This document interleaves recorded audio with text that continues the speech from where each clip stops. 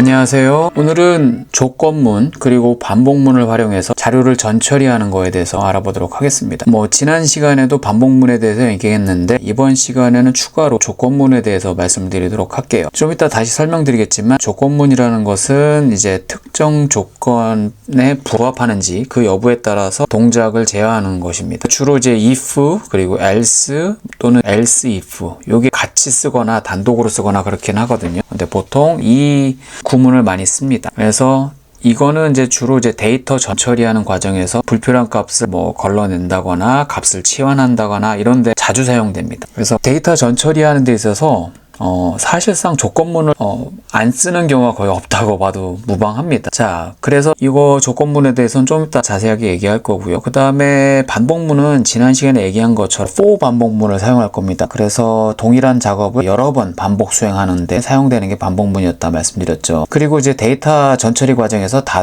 보통 우리 지난 시간에는 행을 기준으로 했었죠. 반복적으로 동일 연산을 적용할 때 이 반복문을 사용한다 라는 것입니다. 그래서 이번 시간에는 조건문 반복문을 활용해서 실제 실습하는 데 적용할 건데요.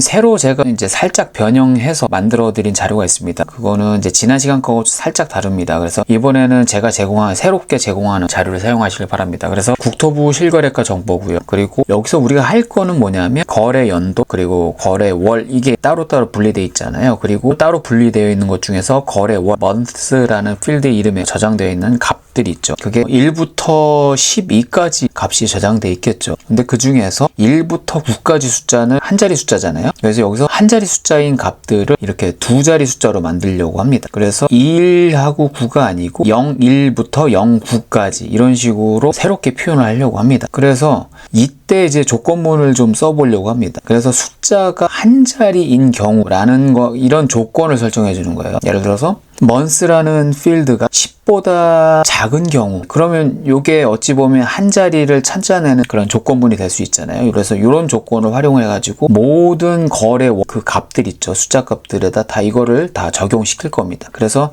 어떤 경우가 이제 한 자리 숫자이다 라고 하면 그때는 숫자 0하고 이렇게 앞에 보여드린 것처럼 0하고 결합해서 두 자리 숫자로 만들어라 라고 할 거고, 그냥 이게 두 자리다 숫자가 이게 한 자리가 아니고 두 자리 그러면 이 조건에는 부합하지 않으니까 no잖아요. 그래서 0하고 결합하는 동작을 하진 않는다. 그래서 여기서 보면 아예 조건에 따라서 0과 결합시키는 동작 있죠. 그거를 하냐 마냐라는 거를 제어를 시킬 수 있어요. 제어를 할 수 있습니다. 그래서 이런 작업을 좀 할 겁니다. 그래서 그럼 이거 이렇게 하고 나서 이건 좀 이따 나중에 또 설명드릴 건데 paste zero라는 함수를 활용해서 이 거래 연도 값 있죠. 따로 분리되어 있던 거 2020, 2021 이런 것들 있죠. 그리고 두 자릿수로 변환된 거래 월 값을 이렇게 기계적으로 붙이는 겁니다. 그래서 예를 들어서 2020이 있고 4라는 숫자가 있으면 이 4는 이제 한 자리 숫자니까 여기다 0을 붙이고 04를 만든 다음에 2020하고 04를 붙여서 202004라는 값을 만들려고 합니다. 최종적으로는 paste zero 함수를 활용해서요. 요거를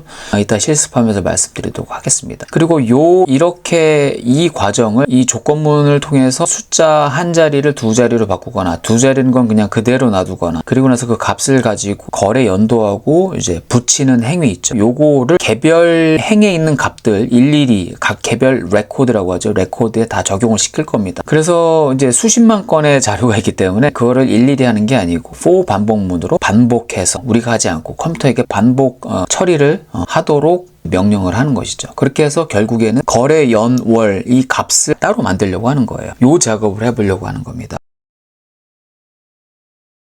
자, 그러면 조건문에 대해서 먼저 알아보도록 하겠습니다. 실습에 앞서서요. 이 조건문이라는 것은 여기 특히 아래에서는 if라는 조건문을 좀 많이 사용하는데요. 이 조건문이라는 것은 여기 보시는 것처럼 주어진 조건에 따라서 뭐라고 하죠? 동작을 제어하는 그런 거라고 보시면 됩니다. 조건문의 목적이 그렇습니다. 조건이라는 게 알아두셔야 되고요. 그 다음에 동작이라는 걸 알아두셔야 됩니다. 자, 그래서 여기서 if라는 조건문의 작동 방식이 뭐냐면 주어진 조건이 참 true 또는 거짓 false인지를 판단하고 만약에 조건이 true일 때만 그 동작을 수행하는 게 if 조건문이라고 보시면 될 것 같습니다. 그래서 이 조건문을 사용한 데서 일정한 규칙이 있습니다. 그래서 먼저 말씀드리면 조건문은 반드시 if로 시작을 합니다. 그리고 그 코드 if 바로 뒤에는 뭐라고 하냐면 조건식이 바로 따라옵니다. 조건식. 근데 그 조건식이라는 것은 괄호 안에, 둥근 괄호 안에 표기를 해야 되는 거고, 그리고 조건식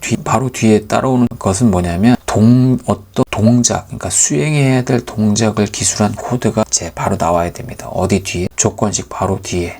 예, 그리고 그 조건이 true일 때만 수행할 동작. 이 얘기는 뭐냐면 특정 조건에 부합할 때 이런 동작을 수행하세요라고 하는 그런 코드를 입력을 해야 됩니다. 그래서 이 부분은 이제 동작 부분을 말해주는 거고요. 그리고 마지막으로는 이 조건문은 이게 여기까지 기술이 되면 끝난 거예요. 그래서 완벽하게 끝내려면 중괄호로 이게 닫아주면서 끝냅니다. 사실은 이 앞에 생략된 게 있는데 조건식을 적어주고 바로 중괄호로 열어주고 그 안에다가 동작을 기술한 그 동작을 기술해주고 그 다음에 중괄호로 닫아주는 게 하나의 조건문으로 만들어지는 겁니다.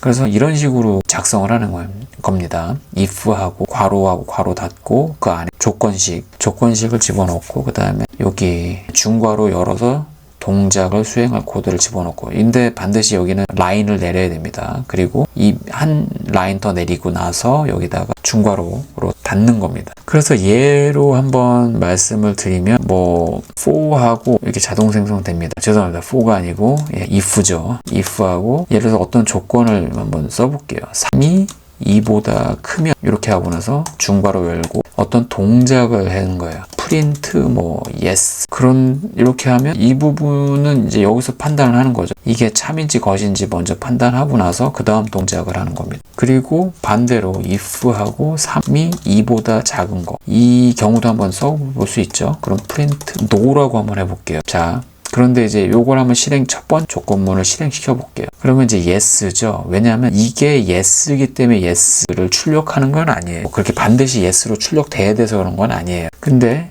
반대로 요거 있죠. 요 조건문을 실행시키면 사실 결과는 출력이 되지 않아요. no라는 우리가 감각적으로 이거는 틀린 조건이다, 거짓인 조건이다 라고 판단하기 때문에 no라고 하겠지라고 하지만 사실은 이 자체가 no라는 게 중요한 게 아니고 요 동작 자체가 일어나지 않는다라는 겁니다. 그래서 반대로 얘기하면 요거 있죠. 3이 2보다 크다란 이 자체는 뭐죠? 요거만 실행되어 있어요. 이거는 곧 뭐다? true. 요거 논리값으로 참인 값인 겁니다. 이 참인 조건일 때 요 동작이 일어난다라는 거예요. 반드시 print yes 하라는 얘기가 아닙니다. 여기다 설령 no라고 써도 상관없어요. 이것도 출력됩니다. 해볼게요. no가 그냥 출력돼요. 그리고 예를 들어서 1 더하기 2 이렇게, 그러면 이제 3이 2보다 크다라는 게 참이면 1 더하기 2를 이거의 결과를 출력해라 라는 동작이 수행된다라는 겁니다. 그래서 이 동작의 개념, 동작을 수행시키는 코드가 안에 들어가고 그 동작을 수행시키냐 마냐 라는 결정은 요 조건식에서 결정된다. 조건식의 결과. 이게 참이냐 거짓이냐에 따라서. 그래서 이렇게 썼지만 사실상 true라고 쓰면 마찬가지로 3이 출력됩니다.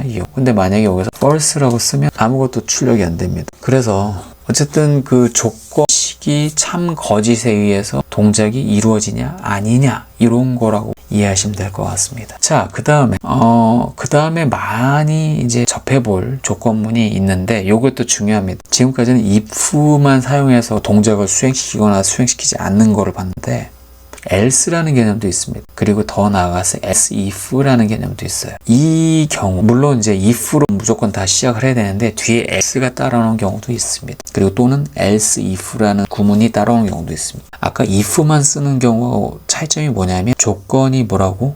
참일 뿐만 아니라 거짓인 경우에도 수행시킬 동작이 있을 때 if 구문을 사용한다는 겁니다. 이게 큰 차이입니다. 아까 if만 사용할 때는 true일 경우에만, 조건이 참일 경우에만 동작이 이루어진다라는 거고, 거짓이면 동작 자체가 이루어지지 않는다는 건데, 그 첫 번째 어떤 조건, 그 조건이 거짓일지언정 그 거짓일 때는 어떤 동작을 해라, 그런 동작이 요구가 된다면 else를 쓴다는 얘기입니다. 또는 else if를 쓴다. 그래서 else하고 else if 사용하는 이게 구분점 바로 뒤에 설명드리겠습니다. 먼저 이런 경우가 있어요. 조건문이 한 개일 경우에는 결론적으로 말씀드리면 if하고 else만 사용하셔야 됩니다. 조건문이 한 개일 때 어떤 경우는 참과 거짓 요 두 가지만 있는 거죠. 지금 결과값의 개수가요. 참일 경우에도 동작을 수행하고 거짓일 때는 또 다른 동작을 수행시키라는 거예요. 그래서 이 문법은 이렇습니다. if로 무조건 시작을 하셔야 됩니다. 그리고 조건식 그 첫 번째 조건식이 하나이죠. 조건식 하나라고 보고 조건식 1이라고 했습니다. 그랬을 때 이것이 참일 때 수행할 동작을 적어주는 겁니다. 이거는 앞에 거하고 똑같죠. 그리고 나서 여기서 끝내지 않고 이거 중괄호로 끝낸 다음에 바로 뒤에 else라는 문장을 적어주고 또 중괄호로 열고 그 다음에 그러면 거짓일 때 수행할 동작 요거는 이제 조건이 참일 경우에 수행할 동작 그 다음에 거짓 일 경우 이게 차이점입니다. 그래서 아까 예를 들어서 if라는 게 있죠. if하고 3이 2보다 클 경우에는 이게 참이라고 하면 yes라고 해라.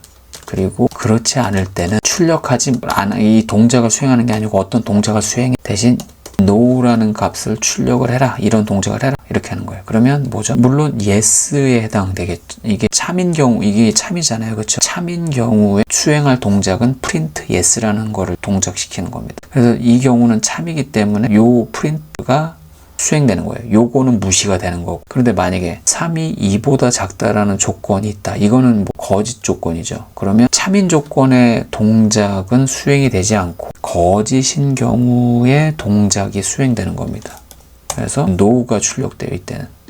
그래서 그냥 if만 쓰는 거하고 if else하고 쓰는 거하고 차이는 거짓인 경우에도 조건이 거짓인 경우에도 수행할 동작이 있다라고 하는 게 차이점입니다. if else로 가는 거는. 자, 지금까지 아까 뭐라고 했죠? 조건식이 하나일 경우. 이 경우도 뭐죠? 조건식이 뭐였죠? 하나였죠. 한 개가 아니고 두 개 이상일 경우. 뭐라고요? 두 개 이상일 경우에는 반드시 else if가 개입이 됩니다. 그래서 이거는 단순합니다. 이것도 어찌 보면 일단은 if로 시작하고 두 개 이상일 경우에 첫 번째는 반드시 if가 시작돼야 되고 두 번부터는 else if가 돼야 됩니다. 그 만약에 두 개일 때는 else if하고 else로 끝나야 돼요. 그러니까 시작은 if, 맨 마지막은 else 이런 방식으로 끝나야 되고 그 중간에 조건이 있다. 그러면 else if라고 해야 됩니다. 반드시 R에서는 띄어쓰기를 해야 됩니다. else하고 if 사이를. 이게 어찌 보면 깔때기와 같은 거예요. 예를 들어 조건문이 3개가 있다고 할게요. 어떤 경우에서도 3가지 안에 다 들어간다 라고 했을 때 첫 번째 조건을 등장시켜요. 그래서 그 첫 번째 조건이 거짓이라면 나머지 2가지가 있을 거 아니에요. 세 번째 조건이 있을 거 아니에요. 그럼 그 안에서 판가름을 내려요. 그러면 두 번째 조건이 참이냐 거짓이냐 또 판가름을 또 내려요. 그러면 두 번째 조건이 참이면 그 두 번째 조건에 해당하는 동작을 수행하는 것이고 근데 그게 거짓이다 그러면 세 번째 조건 그러니까 앞서 제시된 첫 번째 조건 삭제되고 그리고 두 번째 조건 삭제됩니다. 그런 식으로 깔때기 형식으로 내려가게 됩니다. 필터가 되는 거라고 보시면 됩니다. 조건들이. 그 방식이 if, else 구문이라고 보시면 돼요. 그래서 이거는 전제 조건이 적어도 조건문이 2개 이상은 돼야 되죠. 그래야지 이 깔때기 형식으로 필터가 되는 그런 동작이 일어나겠죠. 그래서 똑같습니다. if하고 조건식, 첫 번째 조건식하고 이게 참일 경우에 수행할 동작을 적어주면 되는 거고 그렇지 않고 또 다른 조건이 있다 그러면 else if하고 두 번째 조건식 그리고 이 두 번째 조건식이 맞을 때 수행할 동작을 여기다 적어주면 되는 거고 뭐 이것도 안 맞다 그러면 마지막 조건식 세 번째 조건식을 넣는데 바로 else if 뒤에다 조건식 세 번째를 넣고 또 수행할 동작 넣고 그러면 이제 마지막으로 정말 마지막으로 남는 조건이 있겠죠. 이것도 안 맞는 거. 그러면 else로 마무리 짓는 겁니다. 첫 번째, 두 번째, 세 번째도 해당되지 않는 엄밀히 말하면 조건식이 4개를 할 수 있는데 else로 마무리 짓는다고 보시면 돼요. 그러면 이제 1번, 2번, 3번 조건식에 다 해당되지 않는 모든 경우는 else로 처리된다 보시면 돼요. else는 뭐라고 했죠? 이거 이외에 나머지, 그렇죠?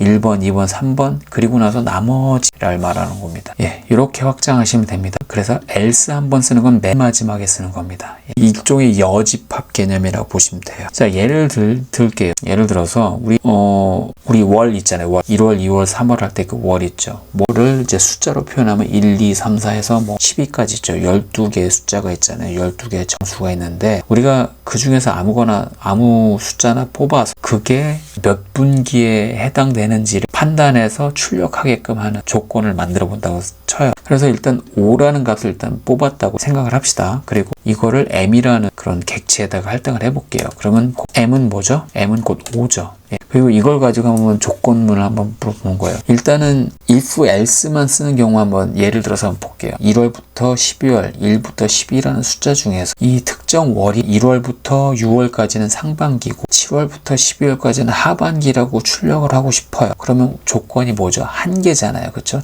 조건 시기. 그 경우는 이게 뭐 이렇게 얘기할 수 있겠죠. 특정 값보다 작을 경우, 이 경우는 7보다 어떤 특정 숫자가 7보다 작으면 그거는 상반기라고 봐도 된다. 이렇게 출력을 해라. 그리고 그 이외 나머지 조건은 뭐겠어요? 사실상 두 가지 조건인데 조건 하나로 이제 다 설명을 하는 거예요. 조건 하나 그리고 그 이외의 다른 모든 상태. 예. 그러면 조건식 하나만 쓰면 되는 거죠. 그래서 이 경우에는 7보다 작은 숫자는 무조건 상반기로 표현해라. 그리고 그 나머지 이게 뭐죠? 이거의 반대 not 이거죠. not m 이게 아니고 not은 여기서 이게 표현합니다. 그럼 뭐죠?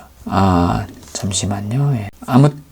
요거는 어쨌든 뭐 하반기는 7, 8, 9가 되겠죠. 그러니까 조건식이 이거 반대인 거잖아요. m이 7보다 크거나 같거나 크다 라는 거죠. else가 그걸 대변한다고 보시면 됩니다. 그래서 일단은 여기서는 m은 5라는 값을 취했고요. 그리고 5가 곧 7보다 작냐? 이게 맞죠? 그러면 반드시 상반기가 출력이 되겠죠. 이 경우에는. 그러니까 상반기라는 값을 출력하라는 동작이 수행이 되겠죠. 그래서 이걸 실행시켜보면 상반기라고 되겠죠. 근데 만약에 m이 뭐 11이라고 하면 이 경우는 요 조건이 뭐죠? 예, 요거 일단 이거부터 할당시키고 요 조건이 false가 되겠죠. 그러면 다음 이 else로 가서 두 번째 그러니까 두 번 else에 해당하는 동작이 수행되겠죠. 거짓인 경우. 그래서 이렇게 실행시키면 하반기가 출력이 되는 거죠. 자, 그리고 1월부터 12월까지를 뭐 예를 들면 분기로 나눠서 출력을 분기로 판단해서 출력하고 싶다. 그러면 1분기는 보통 어디죠?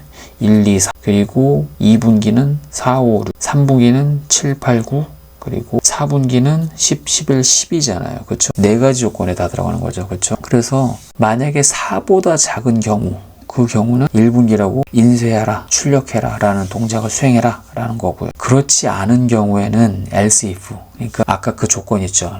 1, 2, 3 그것만 비교하는 조건 말고 그 나머지 조건들을 이제 하나하나 분해해 가면서 보는 거죠. 그 이외에 다른 조건들을 또 뭐가 있을까요? 4 이상이면서 7 미만인 경우 그게 있을 수 있죠. 그러면 그거는 2분기라 출력하고 요거에 해당되지 않은 다른 모든 거에서 또 분해를 한 거예요. 그래서 7 이상 10 미만인 조건이 있을 수 있겠죠. 그리고 나머지 조건들은 다 그냥 4분기로 표현해라 이렇게 하는 겁니다. else if가 아니겠죠. 일단 else 이런 식으로. 자, 그러면 현재 m 이게 뭐였죠? 11이었죠. 그러면 이거에는 해당되지 않죠. 그러면 이거는 동작이 안 되고 그러면 다음 두 번째 조건 여기에도 해당되지 않죠. 그러면 이 동작 수행되지 않고 이건 뭘까요? 여기에 해당하나요? 여기에 해당하지 않죠. 그러면 이 동작도 무시되고 다음으로 내려가서 이거 이외의 모든 거에 해당되는 거니까 이게 4분기를 출력하라는 동작이 수행되겠죠. 한번 실행해 보겠습니다. 4분기라고 표현되네요. 만약에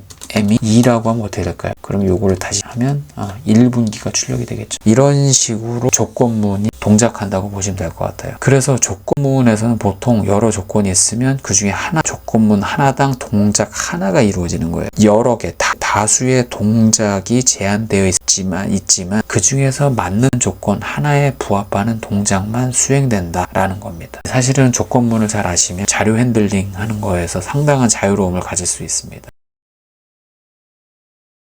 자, 이제 본격적으로 실습을 해보겠습니다. 우선 필요한 패키지를 먼저 라이브러리로 불러오도록 하겠습니다. 우리 작업에서 결국에는 그래프를 그리는 작업이 또 최종적으로 있는데요. 그때 한글 글꼴이 깨지지 않게끔 서포트해주는 그 추가 패키지를 불러오겠습니다. 지난 시간에 했던 그 엑스트라 폰트라는 패키지를 불러오겠습니다. 라이브러리 함수를 사용해야 됩니다. 매번 이거는 하셔야 돼요. 설치는 한번 하셨다면 더 이상 설치는 하실 필요는 없는데 매번 R을 사용할 때마다 추가 패키지는 불러와야 됩니다. 라이브러리로. 그 다음에 우리 본격적인 분석에 앞서서 자료 전처리부터 또 해보도록 하겠습니다. 제가 이미 나눠드린 자료가 있거든요. 그때 이전에 나눠드린 자료 데이터 셋 CSV라는 자료에 추가된 필드가 있는 데이터입니다. 그래서 데이터셋이라는 이름의 CSV 파일이고요. 그래서 이거를 이제 이미 제공을 해드렸고 요거를 사용하시길 바랍니다. 그래서 read.csv라는 함수를 이용해서 저 파일을 불러오고, 물론 이제 여러분들 경로 설정 제대로 하시고 불러오시길 바랍니다. 그리고 나서 그거를 불러와서 apt-prc라는 이름의 객체에 할당해라, 저장해라 라고 합니다. 그래서 실행하면 다음과 같이 데이터셋이 불러와진 걸 볼 수 있습니다. 23만 3,365개의 관찰 대상이 있는 거래 물건에 대한 정보죠. 그리고 다른 건 다 똑같은데 구라는 필드 그리고 동이라는 필드, 그러니까 법정동이거든요. 이 정보들을 다 제가 미리 만들어서 여러분들한테 제공을 했습니다. 추가로. 그래서 이거를 사용하시길 바랍니다. 이 실습에서는. 그리고 나서 여기다 저희는 이제 필드를 하나 더 생성을 할 거예요. 그리고 그 필드에는 거래 연호 정보, 이게 다 같이 있는 필드, 이 정보를 담는 필드를 생성할 겁니다. 그래서 기존에는 거래 연도 있죠. 2월이라는 필드에 있죠. 그거. 그리고 거래월이라는 필드가 따로 있었어요. 1월이냐 5월이냐 12월이냐 뭐 이런 것들이요. 그래서 이거를 그냥 다 합치려고 해요. 물리적으로요. 그래서 그렇게 이제 그런 작업을 하려고 하는 겁니다. 그래서 거래월 필드를 먼저 생성을 하겠습니다. 필드 이름은 YYYMM. 그래서 요거는 문자로 일단은 저장을 할게요. 그래서 이런 식으로 해서 apt-prc라는 객체 데이터 프레임에다가 새로 만들 필드 이름을 적고, 여기다가 따옴표로 그냥 이렇게 쳐주고 아무 값도 안 들어가는 문자 필드를 하나 만들게요. 그러면 다음과 같은 필드가 만들어진 걸 확인할 수 있습니다. 아무 값도 들어가 있지 않고요. 우리가 하고자 하는 것은 무엇이냐, 여기 거래 연도 2020이라는 값과 거래월 12, 예를 들어서 요 두 개의 값을 하나로 합치는 겁니다. 더하는 건 아니고요. 합치는 거예요. 그래서 202012 이런 식으로 해서 여기다가 할당을 하는 거예요. 물론 그거는 문자로 저장될 겁니다. 그런데 한 가지 이슈가 있는데, 우리는 그렇게 해서 최대로 이제 합쳐서 하면 개수가 4개가 되겠죠. 6개가 되겠죠. 202012 이런 식으로요. 근데 문제는 거래월이 거래 연도는 4개라서 여기 구성하는 또 이 값들이 4개로 돼 있어, 4자리로 돼 있어 문제가 안 되는데, 거래월 같은 경우는 어떤 경우는 한 자리, 어떤 경우는 12자리 그렇게 돼 있기 때문에 이걸 최종적으로 합쳤을 때 그 길이가 달라진다는 얘기죠. 그래서 그런 부분을 좀 통일시켜 줘야 된다라는 거예요. 그래서 거래월의 경우 한 자리 숫자가 1부터 9가 있고 두 자리 숫자 10부터 12 이렇게 존재합니다. 그래서 한 자리 숫자는 앞에 0을 추가로 결합해서 값의 개수를 2개로 통일해서 그 거래 연도하고 합치는 작업을 해둡니다. 그래서 최종 결과 결합값이 옆자리로 일관되게 유지되는 것을 목표로 합니다. 2020년 4월은 반드시 2020-04가 돼야 된다. 2020-4가 되어서는 안 된다라는 겁니다. 그러면 이거를 어떤 방식으로 하느냐? 컴퓨터한테 일일이 이제 이걸 한번 파악을 하는 거예요. 그러니까 이 month라는 필드의 셀에 있는 값, 이걸 보여주면서 1, 2라고 써있는 이 10이라고 써있는 것이 두 자리냐라고 물어보는 건데, 가장 쉬운 방법은 10보다 작냐라고 물어보는 거예요. 두 자리 수가 아니니까 한 자리냐 물어보는 거예요. 죄송합니다. 한 자리요. 두 자리여도 상관없어요. 근데 그 조건식이 좀 달라지긴 하지만요. 근데 이게 10보다 작냐, 그러니까 한 자리 수의 그 숫자냐라고 물어보는 거예요. 그러면 이거는 그렇게 판단을 하겠죠. 아니다, false다. 그러면 false인 경우에는 어떤 동작을 시킬 것이냐라는 문제인 거예요. 그러니까 else라는 그런 값을 써야겠죠. else를 써가지고 죄송합니다. 이 경우는 이제 false인 경우도 있잖아요. 근데 false인 경우에도 동작을 시키는 게 아니고 시키는 거예요. 만약에 이게 두 자리 수면 이건 그대로 놔둔 상태에서 year하고 month 값 그대로 그냥 붙여서 여기다가 집어넣어라 라는 동작을 수행해라 라고 얘기를 할 거예요. 그러니까 그런 식으로 조건문을 설정해 줄 거예요. 근데 만약에 한 자리 수다. 그래서 예를 들면 이거 뭐 여길 딱 봤는데 이게 한 자릿수냐고 물어봐요. 그러면 그렇다라고 하면 한 자릿수인 경우에는 반드시 얘하고 얘를 그냥 붙이지 말고 month에다가 숫자처럼 보이는 요 앞에다 0이라는 값을 붙여서 얘하고 다 붙인 다음에 여기다 넣어라. 추가의 동작이 있는 거죠. 예. 그런 조건을 사용하려고 해요. 근데 이런 조건문을 일관되게 그냥 한 번에 한 줄로 써서 되지는 않아요. 기본 함수에서는. 이것 또한 우리가 지난 시간에 했던 반복문을 좀 사용해야 될 거예요. 그래서 그러니까 첫 번째 행, 그리고 여기 month, 그리고 뭐 month라는 필드 여기 보면 이쪽으로 찾아가서 이게 한 자리 숫자인지를 판단을 해라. 예, 그 조건이면 0을 붙여서 하는데 만약에 그 조건에 부합하지 않고 false면 else로 처리하는 거죠. 그러면 반드시 그냥 year하고 month 값만 단순하게 붙여서 값을 할당해라. 그렇게 넘어가는 거예요. 그 다음에 두 번째 행, 세 번째 행, 네 번째 행 이런 식으로 쭉. 그래서 어찌 보면 지금 우리가 하는 작업은 뭐냐면 반복문과 조건문이 결합되어 있는 그런 코드를 만드는 겁니다. 그렇게 해서 거래 연원 값을 만들려고 하는 거예요. 자, 이제 작업에 대해서 좀 이해를 하셨을 거라 생각을 합니다. 그러면 반복문은 뭐 차치하더라도 일단 조건문부터 얘기를 할게요. 자, 그럼 아까 뭐라고 했죠? if else로 해야 되는 게 맞죠, 이 경우에는. 그래서 if하고 처음에 조건을 이렇게 줬어요. 우리가 뭐 정확하게 몇 번째 행인지는 모르겠지만 i번째 행이라고 할게요. i번째 행, 네 번 열.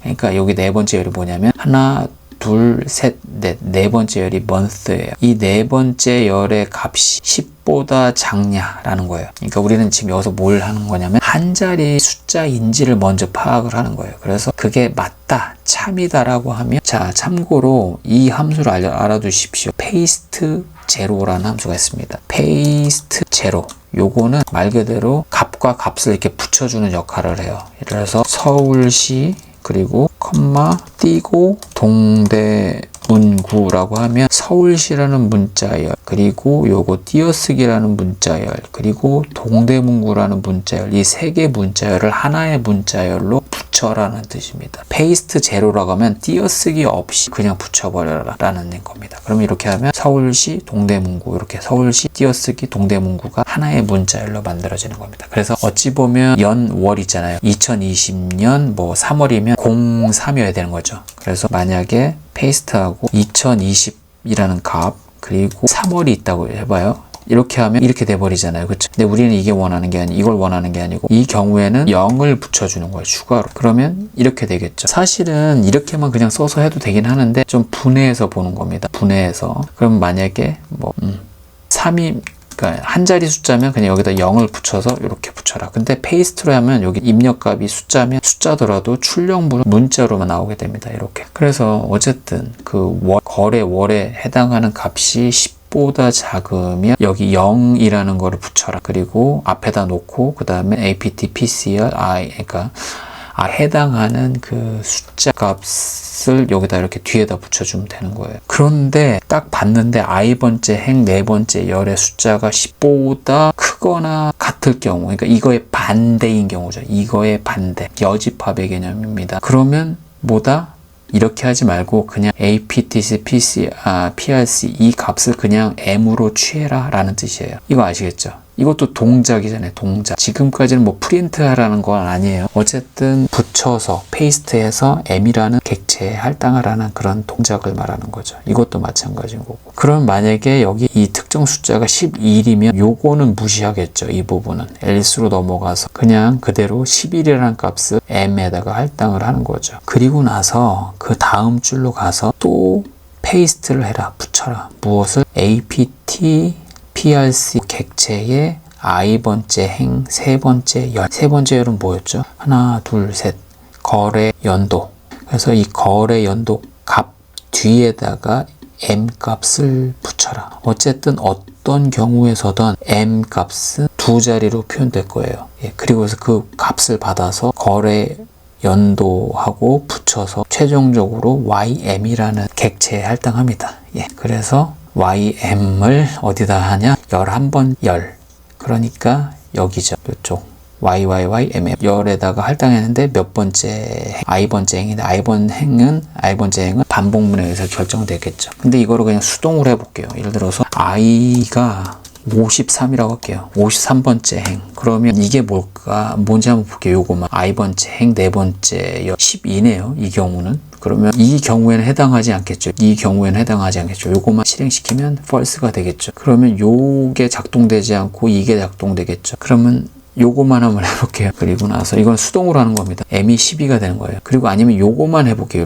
이렇게만 이 조건문 하나 전체만 이렇게 선택해서 실행시키면 어쨌든 출력은 안 되고 m이라는 값이 어떻게 할당되는지 볼 수 있어요. 그쵸? 이렇게 보이죠. 그리고 mi가 뭐 346 뭐 이렇게 하고 요거 한번 해볼게요. 그러면 이때 이 거래월은 12요. 이것도 그러네요. 랜덤하게 아무거나 해볼게요. 이렇게 하고 다시 한번 해볼게요. 1000번째 행인 경우에는 10일. 예, 아무튼 제가 원하는 그건 안 나오지만 이 경우에도 이렇게 나오겠죠. 그리고 m은 이렇게 되는 거고 ym만 또 해볼게요. 그럼 ym은 2020 그리고 10일 이렇게 나오는 거죠. 예, 그리고 요걸 실행시키면 뭐 1000번째 행 11번 여기에다가 이 값이 들어가는 거죠. 그래서 그런 원리로 작동되는 거라고 보시면 돼요. 그래서 조건문은 아까 얘기한 것처럼 i로 시작해서 뭐 이거는 이제 기호는 여러분이 정하기 나름이에요. 일관되게만 하면 됩니다. i라는 어떤 심볼, 상징이 어디에 있다? 1부터 nrow가 뭐죠? 예, 행의 개수죠. apt prc가 뭐죠? 몇 개죠? 233,365개예요. 그래서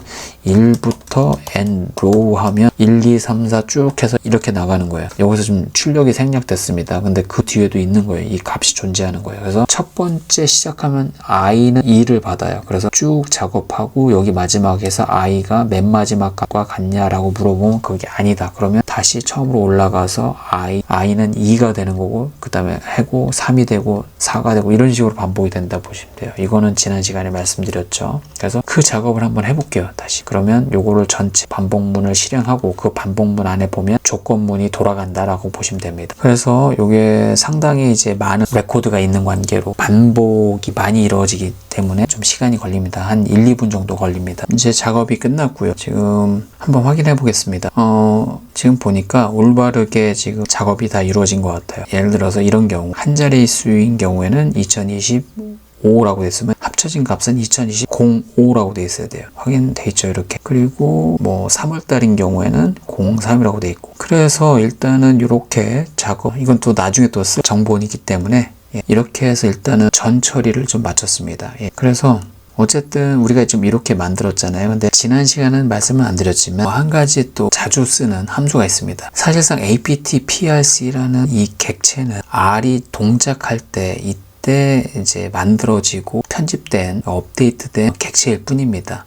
이 R을 끄는 순간 이 정보는 이제 사라집니다. 컴퓨터 메모리에 그냥 임시로 저장되어 있는 상태로 보시면 되고요. 이거를 여러분 컴퓨터에 이렇게 내보내서 일정한 실물의 파일로 저장을 할 수 있습니다. 그래서 그거를 이제 지금 이 데이터셋을 이렇게만 하지 말고 따로 나중에 저장을 해서 또 활용을 할 수가 있으니까 그거를 이제 내보내는 방법에 대해서 말씀드릴게요. 다른 얘기로 이제 저장하는 거죠. 그래서 그때 많이 쓰는 게 write, 이제 이거는 어디까지나 CSV로 내보내기입니다. 엑셀이나 뭐 다른 형태의 어떤 자료로 내보낼 수 있는데 저는 이제 CSV 형태로 내보내는 걸 적극 권장합니다. 그래서 write CSV가 그 함수인데 이거는 이제 함수를 사용하는 문법은 반드시 내가 내보내려고 하는 데이터 프레임 이름을 앞에다 적고 그 다음에 그거를 여러분이 저장할 때 어떤 이름으로 저장해야 될 거잖아요. 파일 이름으로. 그쵸? 그 파일 이름을 확장자 포함해서 CSV까지 포함해서 적어주시고 그리고 지난번에 아까 얘기했던 것처럼 어떤 파일을 불러오게 할 때 파일 경로도 적어줘야 된다고 했었잖아요. 그쵸? 그것처럼 내가 이 저장하려고 하는 특정한 이름의 파일 이름을 요거를 어디다 저장할지